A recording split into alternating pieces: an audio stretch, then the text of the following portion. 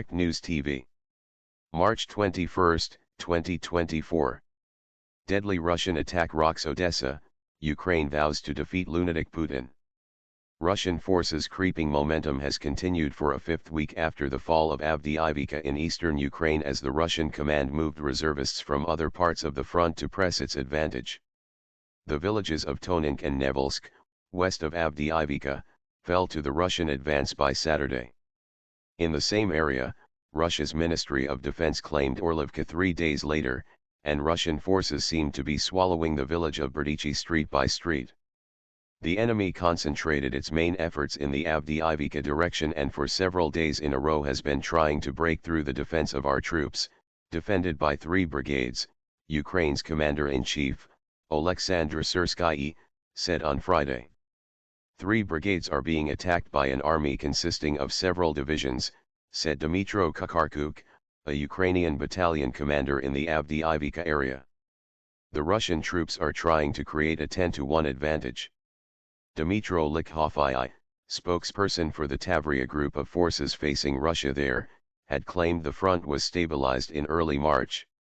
Ukrainian military observer Konstantin Mishovitz said that assessment was premature, but the Russian advance was slowing because the enemy has already activated most of its tactical reserves and already unpacked operational reserves. The enemy failed to achieve breakthroughs tens of kilometers deep, and advancing even a couple of kilometers is not cheap, Mishovitz said, suggesting Ukrainian forces retain their power to exact a high toll. Kukarchuk, too, said Russian forces were paying for their tactical success with colossal losses. Ukraine's military said it killed or wounded 6,600 Russians in the week before President Vladimir Putin's re-election on Sunday, almost 1,000 a day. Al Jazeera was unable to confirm this toll. While the Avdiivka region was the main thrust of the Russian assault, Russia also intensified operations elsewhere. Its forces marginally advanced near Verbov, a village in the southern region of Zaporizhia, and near Sinkivka, a village in the northeastern region of Kharkiv, demonstrating the complexity of Ukraine's defensive tasks. Russia also kept up the pressure on Ukrainian civilians, firing drones and missiles into the country during the 108th week of the war. The worst attack came on Friday when 2 Iskander ballistic missiles landed on homes in the Black Sea port city of Odesa, killing 21 people, one of the city's deadliest attacks of the war. Ukrainian President Volodymyr Zelensky said Russia has fired 130 missiles, 320 Shahd drones and 900 glide bombs in March alone. Since March 13, Ukraine has shot down 80 out of 101 Iranian-designed Shahd drones launched by Russia, it said. Russians pay at the pump.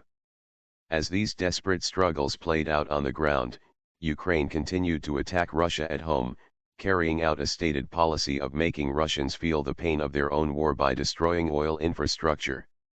On Friday, Ukrainian military intelligence sources said they had struck the Pervyazavod oil refinery in Kalyuga, 160 kilometers southwest of Moscow, which reportedly supplies the military. Russian outlet Baza confirmed there was a blaze, and a large explosion at the plant was caught on camera. The following day Zelensky said Ukraine struck 3 oil refineries in the Samara region of Russia, 500 kilometers, 310 miles, southeast of Moscow. Samara's governor confirmed there was an explosion at the Novokuobishevsky refinery. News outlet RBC Ukraine said the Kuobishevsky and Sazran Rosneft refineries were also struck, and the 3 refineries were responsible for a tenth of Russian oil refining capacity, processing 25 tons of crude oil a year.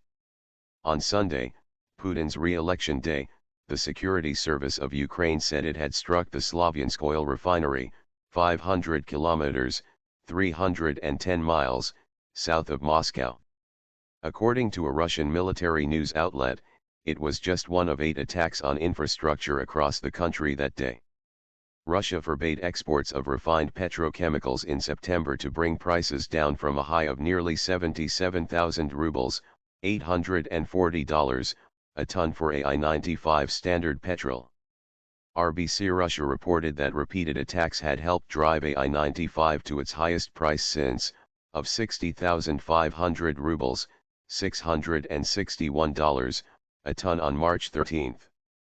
Ukraine has struck several Russian petrochemical processing or loading plants since the beginning of the year, from St. Petersburg to the Black Sea coast. Kiev also allowed anti-Putin Russian paramilitaries to launch a cross-border incursion from its soil the week before Putin's election. The Russian volunteer force, Freedom of Russia Legion, LSR, and Siberian Battalion attacked border garrisons in Belgorod and Kursk on March 12. On Sunday, the LSR and Siberian Battalion said they had seized an administrative building in Gorkovsky, a border settlement in Belgorod, suggesting the incursion was ongoing. That prompted Putin to talk of creating a sanitary zone on Ukrainian soil to protect Russian borders. I do not rule that out. We will be forced at some point, when we consider it appropriate, to create a certain sanitary zone in today's territory subordinate to the Kiev regime, Putin said at a news conference on Monday, calling the paramilitaries traitors. The incursions also went the other way. Ukraine said it had repelled 3 reconnaissance and sabotage groups that crossed into its Sumy region from Russia. Russia has frequently spoken of its openness to a negotiated end to the war, and this has garnered support among Western countries, including among members of the Republican Party in the United States who have pressed Ukraine to open talks. Putin's right-hand man and deputy head of the National Security Council, Dmitry Medvedev, outlined last week what that negotiated peace might look like.